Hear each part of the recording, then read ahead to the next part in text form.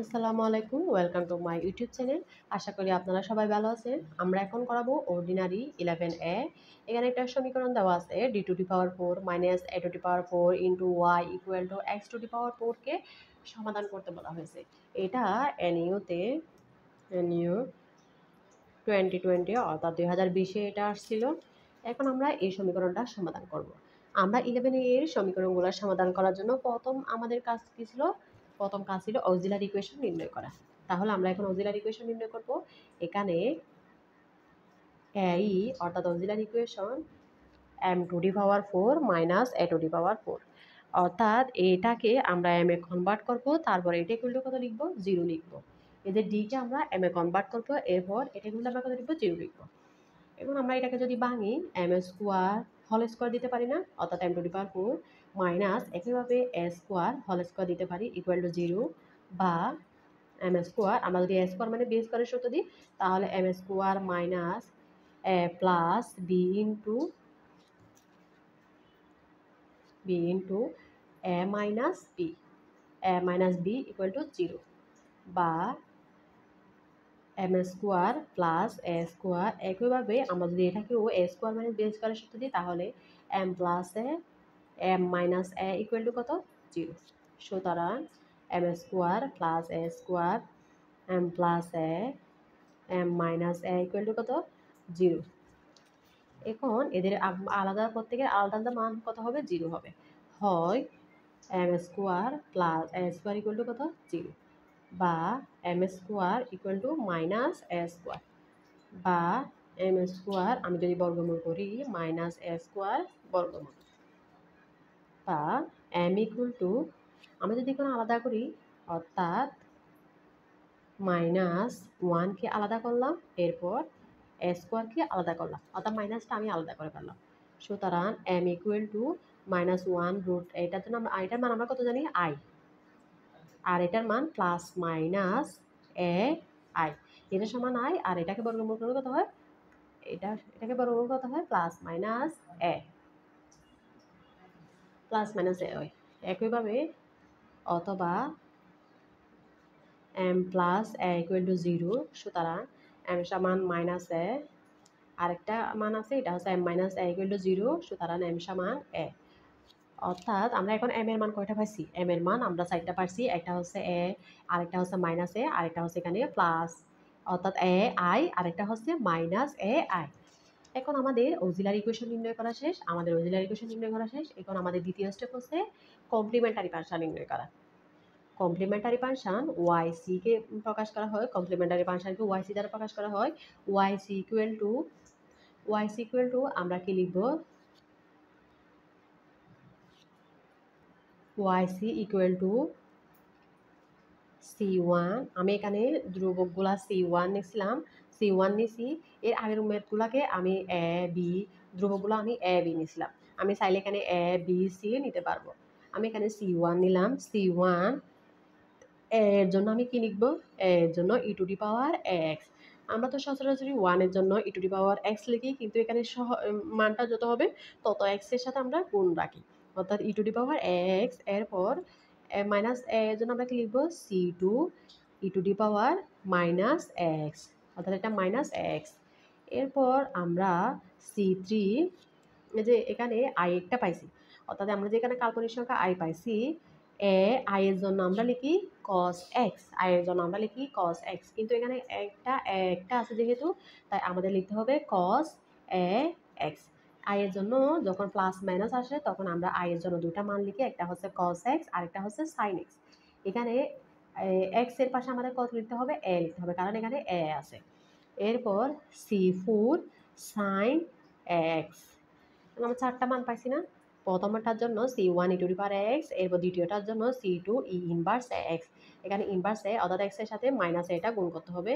এরপর c3 cos x plus c4 sin x।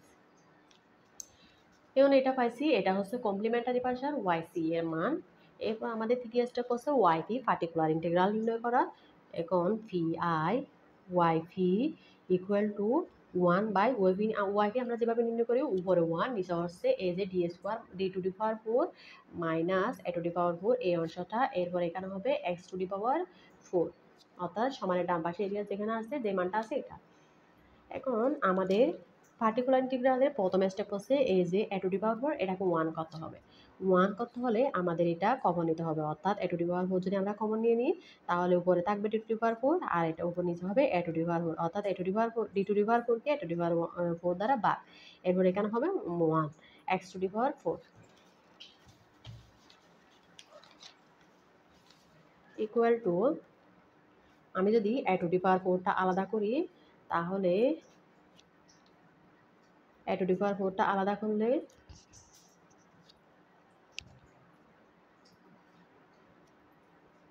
উপরে হবে 1, এরপর আমি যদি minus 1 plus d to the power 4 by A to the power 4 আর উপর হচ্ছে এক্স টু দি পাওয়ার 4।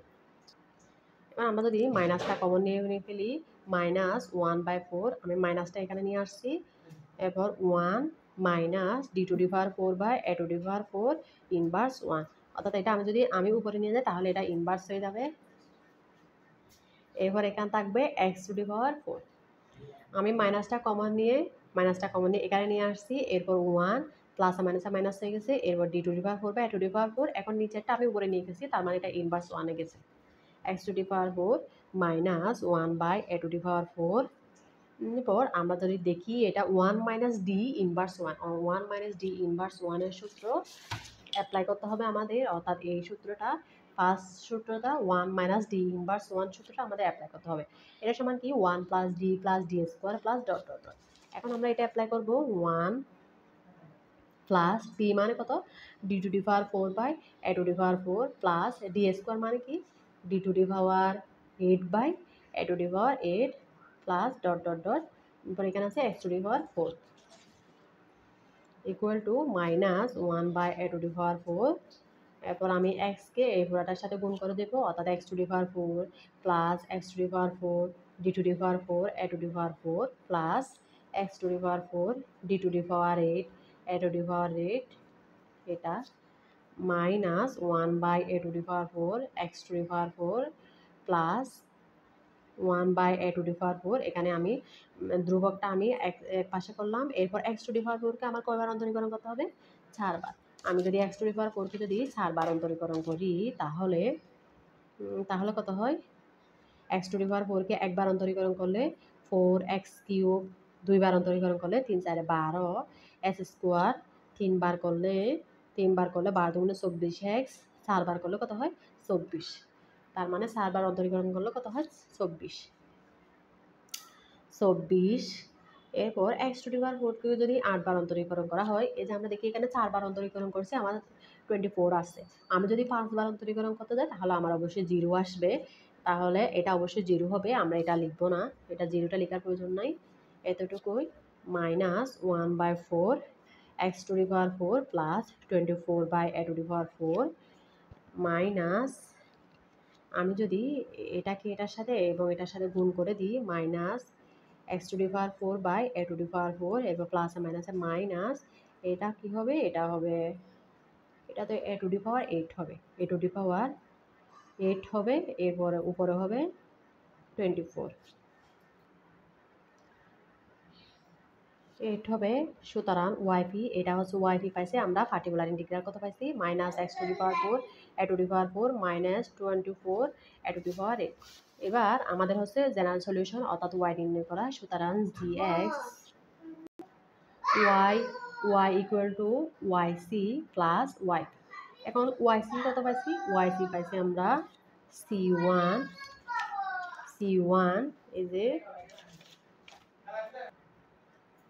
ওয়াইসি কত পাইছি C1 E to the power X plus C2 E inverse X plus C3 cos X plus C4 sine X plus, এরপর Y P নির্ণয় করতে হবে, Y P কিন্তু আমরা কত পাইছি minus X to the power 4 by A to the power 4 minus 24 by A to the power 8।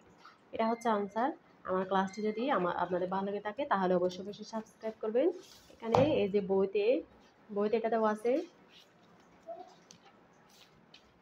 বইতে এটা দেওয়া আছে, এখানে -24 by A to the power 4, এটা maybe A to the power 8 হবে, কারণ এখানে 2টা গুণ করলে তো অবশ্যই a টু দি পাওয়ার 8 হয়।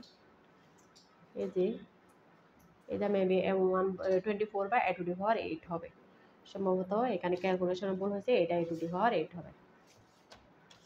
তাহলে আমার ক্লাসটি যদি আপনাদের ভালো লেগে থাকে তাহলে অবশ্যই সাবস্ক্রাইব করতে ভুলবেন না। ধন্যবাদ সবাইকে। আসসালামু আলাইকুম।